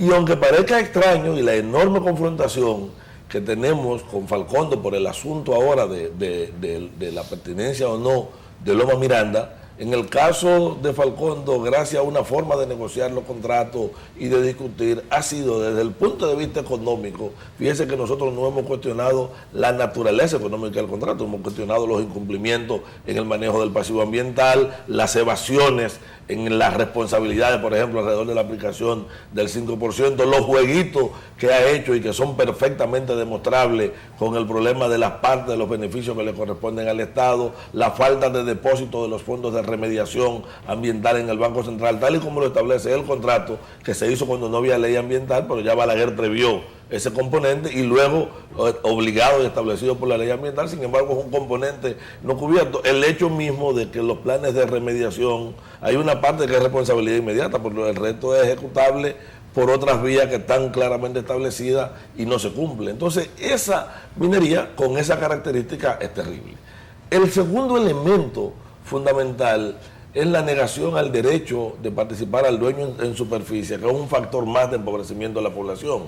La negación del derecho a participar al dueño en de superficie. Si ahora mismo en la finca de Osiris de León, supongamos que mi amigo Osiris tenga una gran finca, no la tiene, lamentablemente él está bien, pero no tanto como yo quisiera, pero si la gran finca de mi amigo Osiris de León aparece un metal importante, lo único que él puede hacer es cederlo, es venderlo. Y si él se niega a vender, la ley de minería dice que el Estado lo declarará de utilidad pública. E incluso dice que si todavía hay un conflicto alrededor, quien establece los precios es la Dirección de Minería. Por eso a mí me sorprendía tanto cuando se preocupaban por la declaratoria de utilidad pública en el caso de Loma Miranda, y algo que le quita un derecho a propietarios ancestrales. Eso es un elemento que estamos obligados a buscar y a revisar para que de repente la existencia de minerales no se convierta en una desgracia. Como, oiga, pudiera ser en el caso de la declaratoria de utilidad por una carretera, o de declaratoria por la construcción de una presa, o por la declaratoria de parque nacional, pudiera ser un problema para un propietario, porque de repente tiene que entrar en un carácter de negociación forzada, producto de la jerarquía de intereses en las naciones, que es una categoría constitucional y es un elemento casi doctrinario en términos de derecho. Aprovechar, tenemos un abogado aquí. El tercer gran problema de la minería ha sido la falta de comprensión y de comunicación entre el sector minero y el resto de la sociedad. Osiris decía que eran cerrados, yo decía que son poco transparentes, además de cerrados. Y como las comunicaciones siempre han empezado como una comunicación contradictoria, una comunidad que se siente afectada frente a una empresa o alguien que quiere reclamar, o un Estado que solo entra a través de mecanismos subsidiarios en estos procesos y entra en un rol de que necesita rápidamente inversión y se comporta frente al inversionista inclinándole a servicio, y nosotros tenemos barbaridades. Óyeme, si la sociedad no enfrenta, y yo creo que aquí hay dos protagonistas, o por lo menos dos participantes importantes en esa lucha, la barbaridad del contrato con Barrick Gold, pero es el único contrato, es la única situación. ¿Por qué de repente nosotros no tenemos una claridad de comunicación en todas, absolutamente las etapas? Por ejemplo, nosotros, la enorme cantidad de concesiones mineras impertinentes que hay ahora provocan un recelo y están creando que la población de repente se sienta recelosa y casi rechace cualquier concesión minera. Dolio, ¿por qué usted dice concesiones impertinentes? ¿Porque se están dando de alguna manera? Porque hubo una concesión en Nalga de Maco, en el área en que nacen los ríos que constituyen el Artibonito, o arriba de la presa de Sabaneta, o una concesión en medio. Por ejemplo, una concesión como la que existía en el naciente de Yuna, son impertinentes. Está clara que van a generar una contradicción y terminarán creando, que es la idea de que toda la minería es negativa. Y eso es una responsabilidad educativa de la sociedad, en la cual el principal y primario responsable es el propio sector minero. Yo llegué a escuchar a Octavio López, me permiten decir el nombre, cuando en un programa como este, intercambiando, hacíamos referencia a las concesiones mineras irresponsables, decir, no, yo concedo, porque eso ya el resto lo tendrá que decidir, es decir, que sea el resto de la sociedad que asuma el conflicto, que yo creo.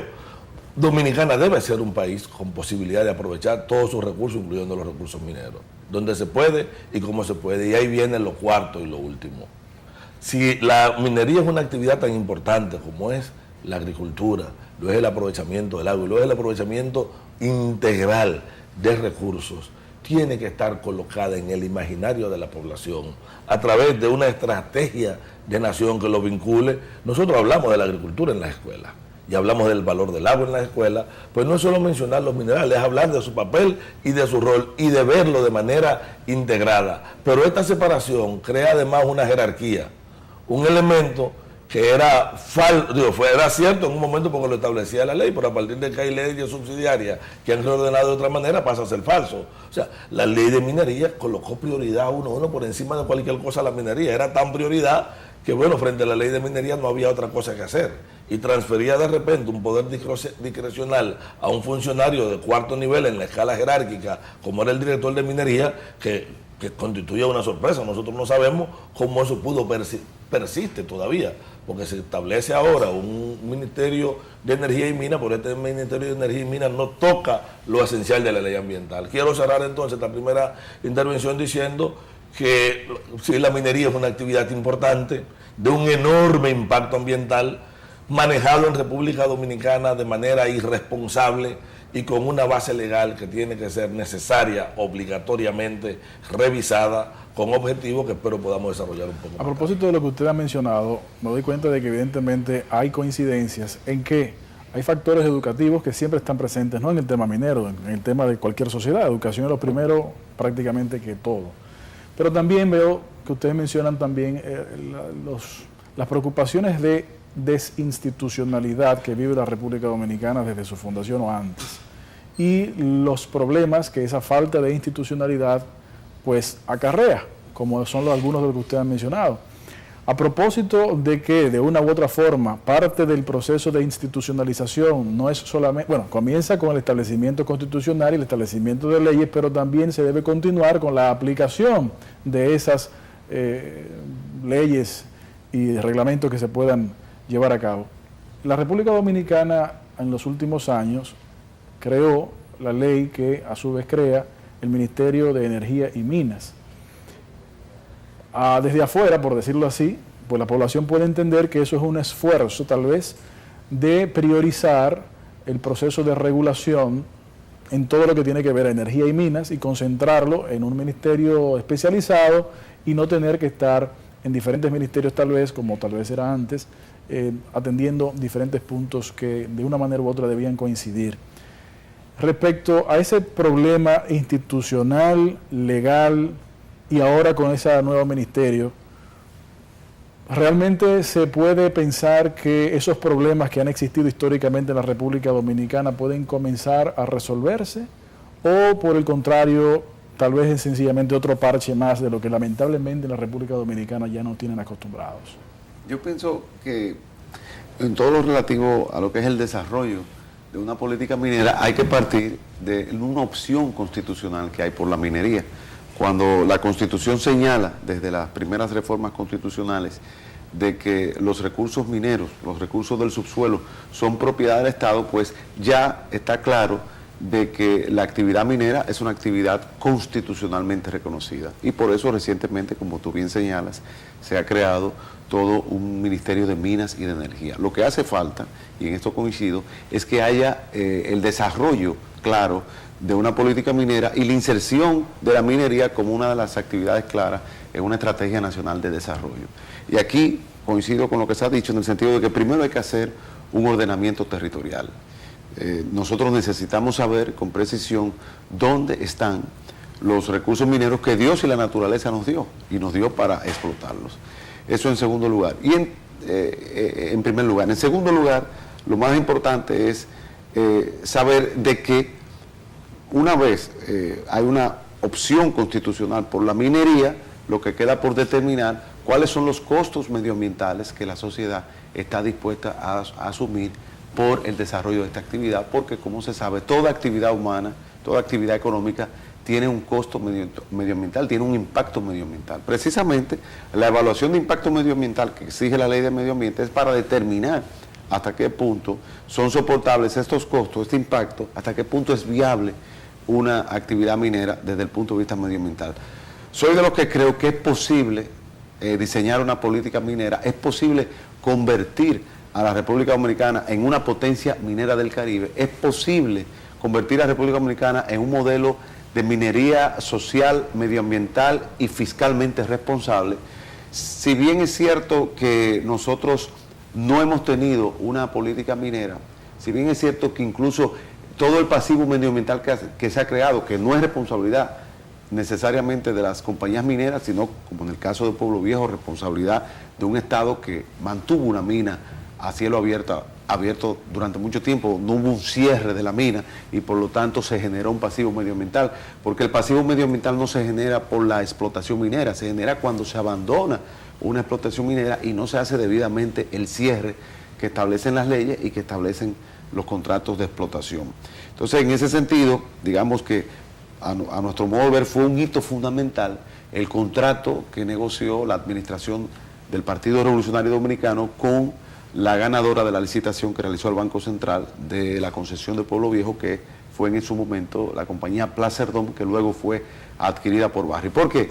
Porque en ese momento hubo una decisión clara y expresa de la administración del gobierno del Partido Revolucionario Dominicano de que teníamos que hacer una licitación en base a convertir en atractivo el país para que hubiese un desarrollo minero. Porque hay que estar claros, para tú atraer la inversión extranjera y desarrollar nuestros recursos mineros, tú tienes que convertir nuestro esquema legal institucional en atractivo desde el punto de vista fiscal. Fíjense, por ejemplo, lo que ha pasado en Ecuador y hasta cierto punto en Perú. Son gobiernos, en el caso de Correa, que han decidido convertir a Ecuador en una potencia minera y para eso incluso ha estimulado fiscalmente esa inversión. ¿Por qué? Porque las grandes multinacionales mineras hacen un benchmarking de cuáles son los países que ofrecen condiciones fiscales más atractivas. Eso por un lado. Pero por otro lado está el tema institucional, el tema de seguridad jurídica. Perdón, Eduardo, antes de entrar al punto del tema institucional jurídica, vamos a tener que hacer una breve pausa, pero al retornar vamos a tomarlo desde ahí y así ir desarrollando el tema. No se vaya, que en breve retornamos.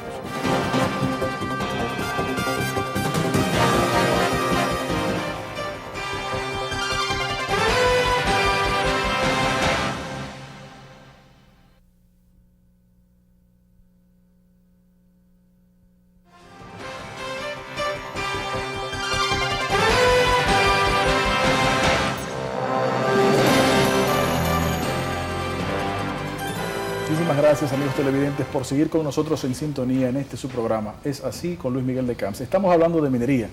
Y antes del corte, Eduardo Jorge Prats nos estaba comentando sobre su visión respecto del tema inicial, que es básicamente una colocación de todos nosotros del tema de la minería. Eduardo, hablabas hace un momento sobre el principio constitucional, hablabas sobre la necesidad del establecimiento de esquemas que sean fiscalmente atractivos y de la clara o no visión que tienen los diferentes estados sobre la explotación minera en sus diferentes territorios. Y antes del corte estaba comenzando a hablar sobre el tema institucional y ahí fue que tuve que cortar. Sí, que precisamente uno de los elementos que todo inversionista toma en cuenta a la hora de hacer una inversión, en este caso inversiones muy cuantiosas como son las inversiones mineras, es el tema de seguridad jurídica. Y no por casualidad la República Dominicana aparece en los últimos rankings como uno de los peores lugares del planeta Tierra para hacer negocios por los niveles de inseguridad jurídica. Lo hemos visto recientemente con toda la discusión acerca de la declaratoria de Parque Nacional de Loma Miranda. Falconbridge es concesionaria del Estado Dominicano desde el año 1971, un contrato en el cual el Estado Dominicano es socio 50% de las explotaciones que realiza la empresa. Es una empresa que ha solicitado una autorización, una licencia medioambiental para explotar Loma Miranda, que cae dentro de su concesión. Ha comenzado a hacer una evaluación de impacto medioambiental para determinar si la explotación de Loma Miranda resulta medioambientalmente segura, y lo que encuentra es una gran obra legislativa de desvío de poder que, en lugar de esperar esa evaluación de impacto medioambiental que se está haciendo a la luz de lo que fueron señalamientos que hizo el Programa de las Naciones Unidas, que examinó la primera evaluación que se hizo, lo que se hace es no esperar esto y declarar una zona que no reúne los elementos mínimos para ser parque nacional, declararla como parque nacional para evitar el desarrollo minero de Loma Miranda a la luz de lo que sería la evaluación de impacto medioambiental. Antes de entrar a la parte del parque nacional, yo pregunto, ¿no fue evaluado por las Naciones Unidas el área y declarada como que debía ser preservada y no explotada? Pregunto, ¿no? No, lo que el PNUD encontró fue que habían errores, tanto en los términos de referencia para la evaluación de impacto medioambiental como los propios estudios realizados por Falcondo. Hizo una serie de señalamientos y la empresa ahora mismo está esperando los últimos estudios que estarán listos para el mes de agosto de lo que resultaría ser el impacto medioambiental de una eventual explotación minera de Loma Miranda. ¿Y cuáles fueron esas cuestiones que se presentaron? Yo me permito diferir un poco en el sentido de que lo que quedó claro en todos los estudios y en lo que hizo el PNUD, que fue un análisis de los estudios, no fue otra cosa, era el valor de la biodiversidad de Loma Miranda, y es muy fácil encontrarlo en el texto del informe. Es ciertamente pondera de manera negativa el estudio ambiental, establece toda una serie de debilidades en el estudio, pero el valor ambiental, o sea, escuchar decir que allí no hay los valores ambientales presentes, pero por simplemente ejemplo, es la repetición. Yo pregunto, ¿cuáles son las especies endémicas? Lo primero que yo lo invito es a él mismo, a leer el listado de especies. ¿Cuáles son? En mi casa yo conté 500 especies, y eso no significa que mi casa puede ser parque nacional. Primero, eso es una irresponsabilidad. Eso es una mentira. Perdón. Si vamos a hablar una sola especie endémica, una sola, yo quiero que me cite, una sola. En el sitio. Una ave endémica de la zona. ¿En la zona? Sí. En la zona de las 46 especies, 30 y tantas nativas. Y hay 11 especies endémicas del país. Y yo lo remito al propio estudio, óigame bien, no que hizo nadie más, al que hizo Falcondo. Claro que allí es en el propio estudio de Falcondo está revelado que la cantidad de plantas nativas y endémicas que hay allí, en un espacio que tiene en 32 kilómetros, la mitad de las familias botánicas de la isla de Santo Domingo, que se constituyen un centro de diversidad, solo ese hecho, solo la existencia, por ejemplo, de la diversidad de la planta, como le llaman la gente, hepática, hablamos de musgos y de pequeñas microalgas y de briófitas, solo la diversidad que hay allí. En líquenes nosotros tenemos 4 géneros, ahí hay 3, y hay 3 en un espacio pequeño, y los 3 que tenemos son endémicos. Entonces estamos hablando de repente que... En Arroyo Hondo hay también. No, eso no es verdad. Eso no es verdad. Esa afirmación, una pregunta. Esa devaluación del valor de la diversidad constituye incluso uno de los elementos más peligrosos de esta misma aproximación, porque la negación de este valor implica su no valoración, que es un elemento en el propio informe del PNUD. Perdón, Manuel, antes que usted pase el informe, una pregunta para la aclaración de algunos términos a los amigos televidentes. Sí. Cuando se habla de una especie, sea esta de flora o de fauna, endémica, se entiende de que es una especie que existe en ese lugar de manera específica y única. ¿Eso es correcto? A eso se refiere. Hay 3 conceptos que usamos. Una planta nativa es una planta que siempre ha estado en el lugar, que es propia de un sitio, y que si tú haces un sondeo en el tiempo hacia atrás, has visto que la inmensa mayoría de lo que está ahí coevolucionó con ella. Es endémica si ella solo está ahí. Tú puedes tener un endemismo general, por ejemplo, tú tienes especies que están en diversos puntos de la isla, son endémicas, no están en otro sitio. Tú tienes endemismo local, son plantas que pueden estar, por ejemplo, en la cordillera, no están en otro lugar. El ébano amarillo, tú lo tienes en la Sierra de Bauruco, en la cordillera central no hay ébano amarillo. Él es no solamente endémico de la isla, sino es endémico de la Sierra de Bauruco. Y tú tienes una planta naturalizada, es una planta que llegó, el mango no es de aquí. Incluso el coco, que es tan simbólico, no es una planta nuestra, llegaron hace mucho tiempo, han terminado coevolucionándose, terminan haciendo parte del sistema. Y una planta introducida puede tener 3 tipos de introducción. Una planta que llega desde fuera, Osiris fue, compró una flor, la trajo y la empezó a sembrar porque le gustó, es una planta introducida. Cuando usted dice que hay una serie de... Bueno, como usted se refiere al estudio de las Naciones Unidas diciendo que él mismo señala una serie de especies endémicas, usted lo que está informándonos es que en ese lugar, Loma Miranda, hay una serie de flora endémica solamente de Loma Miranda, que no hay en ningún otro lugar. Hay varias especies que son solo de Loma Miranda. Lo tenemos en insectos, lo tenemos en aves, lo tenemos en plantas. Incluso tenemos 2 especies de bromelias que no están en otro sitio. Y tenemos algunas especies de plantas superiores que están solo en esa vertiente de la cordillera, lo cual convierte, por ese alto valor de biodiversidad que hay allí, en una de 2 alternativas que tenemos que estudiar a mayor profundidad, todo porque es una derivación. Está operando como centro de dispersión y a la vez como refugio, o como uno u otro. Pero el hecho mismo del índice de biodiversidad que allí tiene es un valor más que suficiente para la declaratoria de parque. Yo lamento. ¿Y cuál es el estudio que se está manejar esperando para agosto? ¿Cuál es el estudio que se está esperando que se emita para el mes de agosto? De acuerdo al medio ambiente, el caso está cerrado. Lo ha dicho y repetido varias veces. La empresa no ha recibido un acto administrativo. Es una simple declaración. La empresa no ha recibido una negativa de medio ambiente. Es una declaración de él y del funcionario medio ambiente. Pero no hay un acto administrativo. Y me gusta colocar... ¿Usted lo tiene, el acto administrativo? De negativa del permiso. ¿Usted lo tiene? No, yo no lo tengo. ¿Usted lo puede mostrar? Yo no lo tengo, pero a quien usted debe reclamarse lo medio ambiente. No, es que mientras no se haya reclamado el silencio es positivo. Sí. Bueno, como el silencio es positivo, yo voy a lo siguiente, a la seguridad jurídica. Yo lo quiero ver a él en la carretera Cibao Sur, con ese entusiasmo. ¡Qué bueno! Para que luche por la biodiversidad del Cibao Sur. ¡Qué bueno! Me parece que esta lucha, vamos a hablar de la carretera como él lo dijo ahorita, esta es una lucha por la indemnización. Él lo dijo claro. No puede ser que Falcón el Estado sea el dueño de su suelo, no. Que indemnicen a los propietarios. Eso fue lo que él dijo. Es el verdadero móvil de la ley de Loma Miranda. Primero yo me quiero responderle al distinguido abogado sobre la carretera norte-sur. Mucho antes. Cibao Sur. Perdón, Cibao Sur. También se le llama norte-sur y ha sido la nomenclatura. Y ha sido la nomenclatura que se ha estado utilizando de manera continua.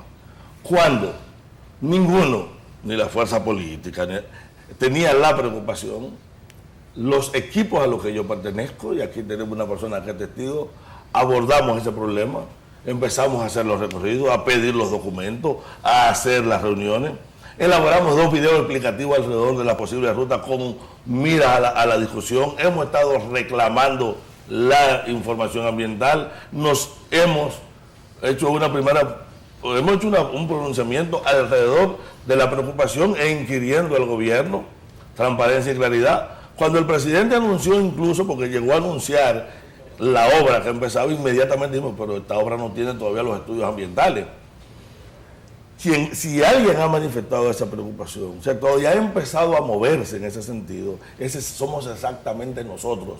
Colocar el hecho de que un caso u otro no se haya tocado para instituciones que todo el mundo sabe que estamos de manera permanente, continua y reiterada alrededor de la problemática ambiental, constituye una defensa extremadamente débil. Inseguridad jurídica fue cambiar el contrato que se hizo con Placerdón y dejar al país desnudo frente a Barrigol. Eso lo hizo el presidente Danilo Medina. Yo lo sé, inseguridad jurídica son toda una serie de concesiones que violan el ordenamiento existente del territorio, porque necesitamos una ley de ordenamiento territorial, pero tenemos un ordenamiento a través del SINAP y tenemos otros niveles de ordenamiento que quedan violados por esta vía. Inseguridad jurídica es la que tiene el propietario de un terreno, que si hay una mina lo pierde, no tiene otra posibilidad que no sea el de perderlo. Y eso es inseguridad jurídica para el ciudadano. Lo que pasa es que una cosa es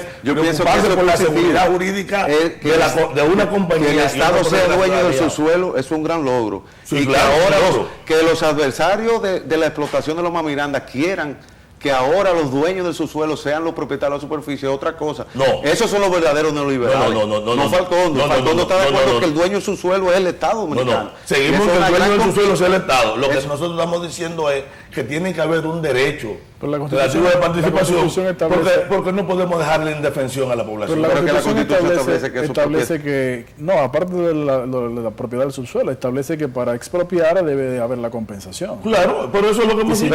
Pero fíjate que y es válido cuando se expropia para dárselo a una mina. Pero fíjate, toda la discusión que tienen los adversarios del desarrollo minero de Loma Miranda gira alrededor de la indemnización. Eso no es porque verdad. en el fondo el móvil no es que eso se declare parque nacional. En el fondo es que se le pague a los que compraron tierra. Y por eso yo digo, averigüen quiénes son los políticos que compraron tierra en Loma Miranda. Pues yo estoy totalmente de acuerdo con él. Para que sepamos cuál es el móvil. Porque quien planteó lo de la indemnización primero fue Falcón. A ti no te extraña, no, pero la indemnización no por tierra. Pero nadie indemnización por el lucro cesante de extirpar. Eso no lo ha dicho nunca nadie, eso lo dijo usted en público la primera vez, que dijo que había que pagar por ese material. En el Senado, o sea, en el Senado se metió una constituye una infamia más y una mentira más de ese señor afirmar eso. Pero ¿qué es lo que es una mentira? No, es infamante. Una mentira que se puso en el Senado que tenía que eso no es verdad. No está, búscalo en el proyecto. 7 artículos dedicados a la indemnización. No, mentira. Eso es lo que mueve el proyecto. No puede tener 7 artículos. Dice, medio ambiente artículo 8, no lo voy a leer, derecho de propiedad, que se pone para colocar en consonancia. Perdón, ¿eso que usted está leyendo qué es? El proyecto de ley de Loma Miranda. El proyecto de ley. Porque esto es a lo que se refiere. Del Senado. Del Senado. No, este es el único que hay. Porque ahora llegó el del Senado, en el de la Cámara de Diputados no estaba. Y Falcondo, presente yo en mucho más de un debate, decía que además eso es inconstitucional porque eso no prevé la indemnización de propietarios. No. Y Falcondo reunió un grupo de propietarios y lo llevó allí a un sitio. Propietarios con los que después yo me reuní para discutir y demostrarle incluso que la inmensa mayoría de ellos no era verdad que estaba en el área del Parque Nacional. Pero permítame leerle, porque usted hizo una afirmación, a ver si es verdad que esto dice artículo 8, derecho de propiedad, dado el hecho de que los terrenos donde está ubicada Miranda, incluyendo el área de los depósitos minerales que contienen ferroníquel, están o podrían estar en propiedad legítima de más de un propietario, corresponde al Poder Ejecutivo actuar sobre estos bienes con apego al artículo 51 de la Constitución de la República, en especial en su numeral 1, que dice textualmente lo siguiente, comillas, ninguna persona puede ser privada de su propiedad sino por causa justificada de utilidad pública o de interés social, previo pago de su justo valor, determinado por acuerdo entre las partes o sentencia del tribunal competente, de conformidad con lo establecido en la ley. En caso de su declaratoria de estado de emergencia o de defensa, la indemnización no podrá ser previa. Eso es lo que dice. Y eso es lo que dice la Constitución. Ahí no hace referencia al subsuelo, hace referencia a la propiedad. Reclamo incluso que quien había llevado es la empresa que ese caballero representa. Entonces ahora le está diciendo algo totalmente distinto. Si él me demuestra en un texto, si él me demuestra textualmente lo que acaba de decir, yo le concedería la razón. ¿Pero qué es lo que usted quiere que yo le diga? Vamos a que se está reclamando que a algún propietario se le pague el subsuelo. Primero, no, es que primero la única gente que habló de eso. A mí me sorprendió que la gran conquista constitucional que existió aquí, de establecer que el propietario del subsuelo y de los yacimientos mineros del Estado, este señor pretende ahora que indemnicen a los propietarios de la superficie por los yacimientos mineros. Pero yo estoy eso sí verdaderamente eso es mentira y atentatorio. Vamos a hacerlo para dejar claro, nunca, ninguno de los que reclama que Loma Miranda sea Parque Nacional ha planteado que la propiedad del subsuelo debe indemnizársele, ni a Falcondo, donde sí ha habido sugerencias de que hay que pagarle por los montos que está ahí, ni a los propietarios. Si alguien ha confrontado ese pensamiento y esa visión neoliberal, hemos sido nosotros. Y usted sabe, porque nosotros participamos en el debate de la Constitución, que fue lo que defendió el sector ambiental con mucha claridad. Vamos a hacer un breve corte, no se vayan, que en breve retornamos a discutir este tema tan importante.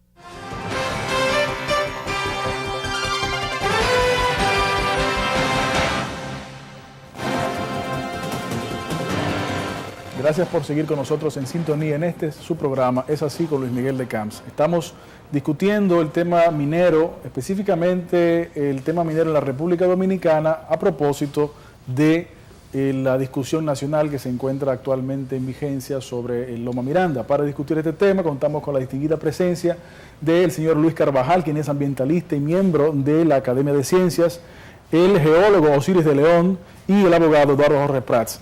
Señores, nuevamente muchas gracias. Don Osiris, quiero preguntarle algo a usted como geólogo de fuste. y ha reconocido en todo el territorio. Miembro de la nacional. Academia de Ciencias Además, también, compañero de trabajo, sí, porque no Además, sí, somos parte del mismo equipo. se han planteado diferentes posiciones, como es normal, sobre este tema. Uno de los temas inicialmente planteados en contra de la explotación minera de la loma denominada como Miranda fue el argumento de que, válido o no, no lo sé, por eso les pregunto a ustedes, de que esta loma es el centro de origen de una serie de acuíferos, y una serie de ríos, y una serie de productos de agua y demás, que tampoco se ha tratado hasta ahora en el programa, y sé que el programa no va a ser suficiente para tratar toda la dimensión de esta discusión, lamentablemente, pero la pregunta va en la dirección siguiente.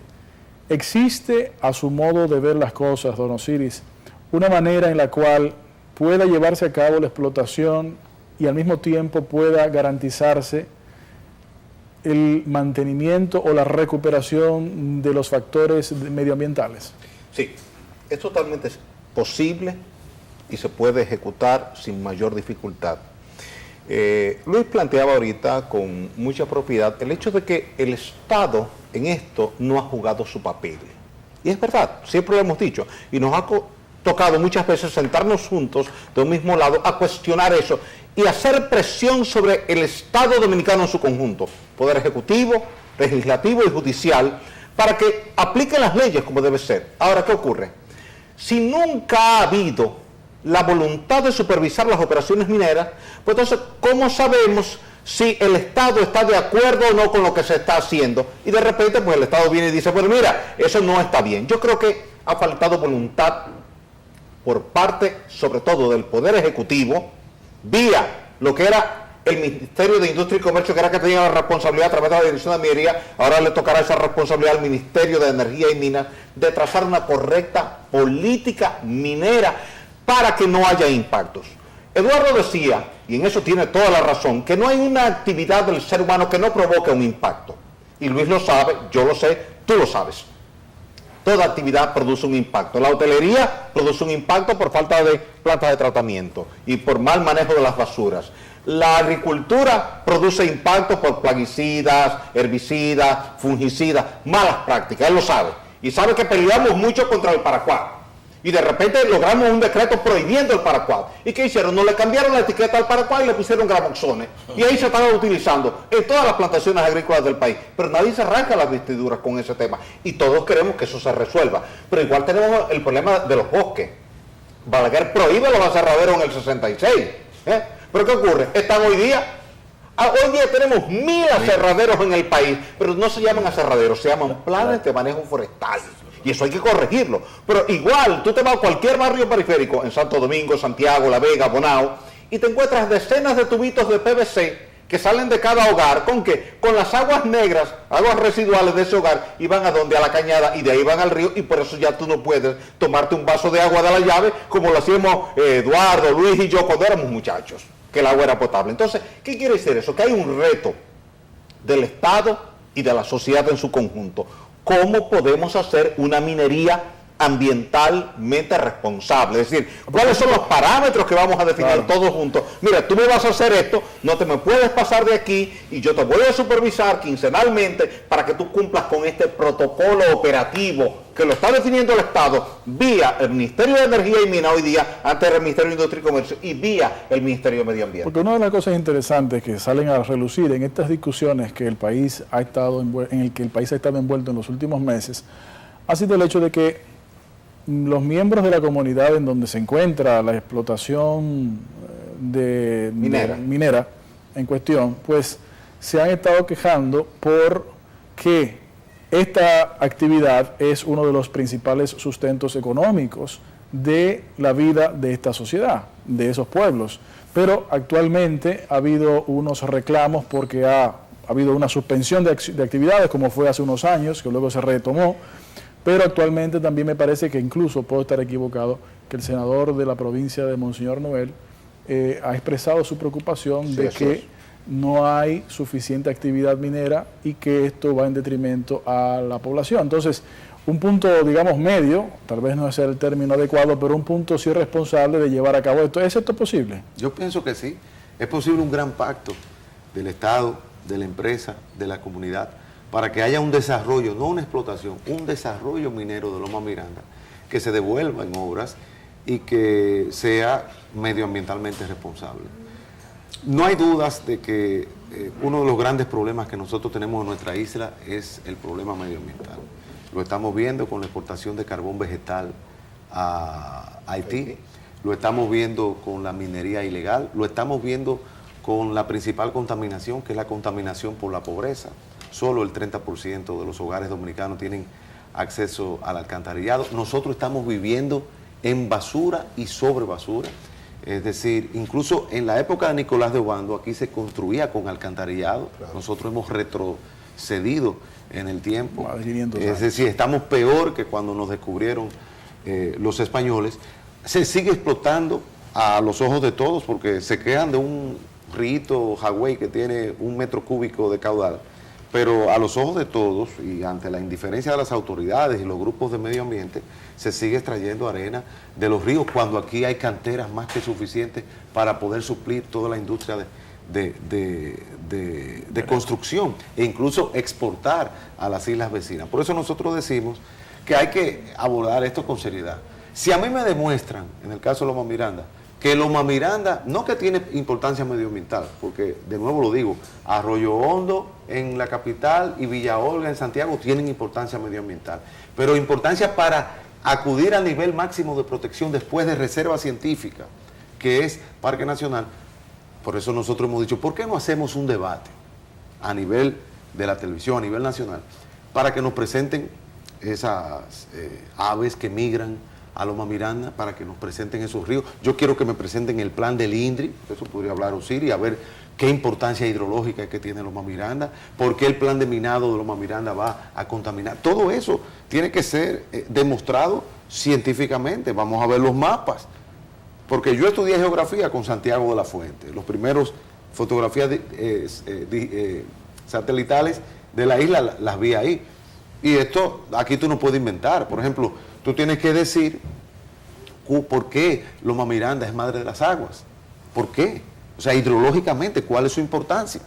No que hay un río, porque ríos y riachuelos hay por todos, pero que tenga esa importancia para ser parque nacional, eso hay que demostrarlo. Porque no me cabe duda que hay importancia medioambiental, podría ser, por ejemplo, interés paisajístico. Hay varios niveles de protección en la ley. Todo esto tiene que discutirse, porque aquí hay intereses ocultos.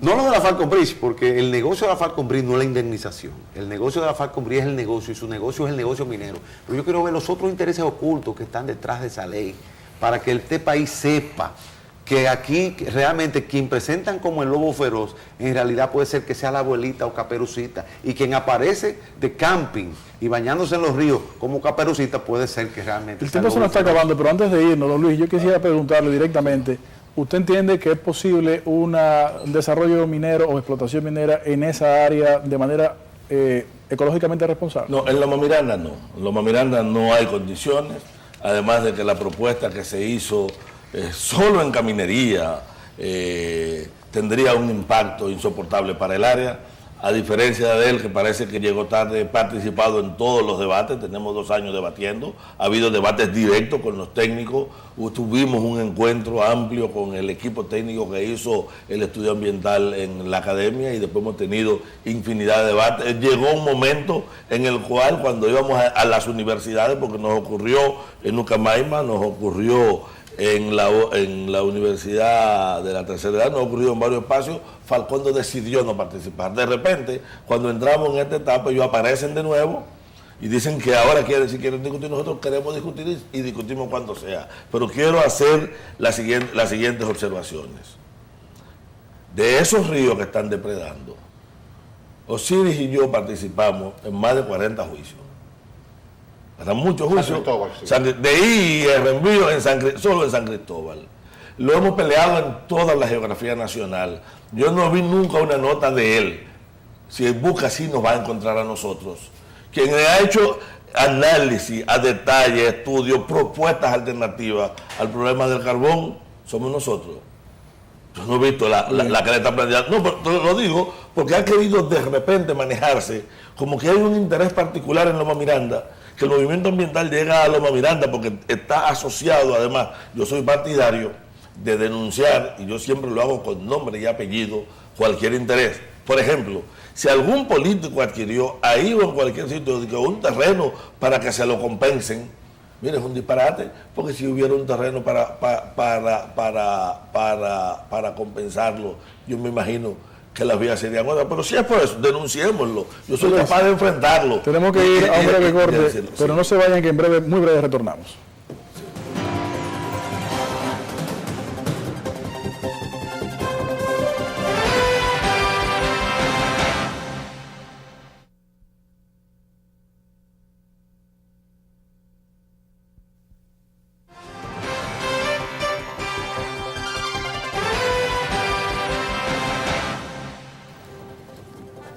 Señores, este tema que hemos discutido en el programa de hoy es un tema de mucha importancia por razones de toda índole, razones económicas, razones medioambientales, razones sociales, en fin, todas las áreas de importancia nacional se encuentran de una u otra forma vinculadas a este tema. Es un tema en el que la sociedad se ha visto envuelta y en el que sus actores principales han estado también en un proceso constante de conversación, de discusión y debate. Esta entrega lo que busca es justamente llevarle a cada uno de ustedes pues unas informaciones de cada una de las posturas para que usted pueda hacerse su propia idea y tomar su propia decisión. Aquí lo que sí nosotros queremos hacer valer es que las argumentaciones que se presenten sean argumentaciones reales, como se han hecho en este programa, y que en base a esas argumentaciones se tomen las decisiones y que no se utilice este tema para fines políticos, que no se utilice este tema como discurso populista y que lo que mejor resulte para la sociedad sea lo que en definitiva el Estado Dominicano decida poner en práctica. Muchísimas gracias por su sintonía. Don Luis Carvajal, muchísimas gracias. Don Osiris de León, Eduardo Jorge, muchísimas gracias a todos ustedes y hasta la próxima.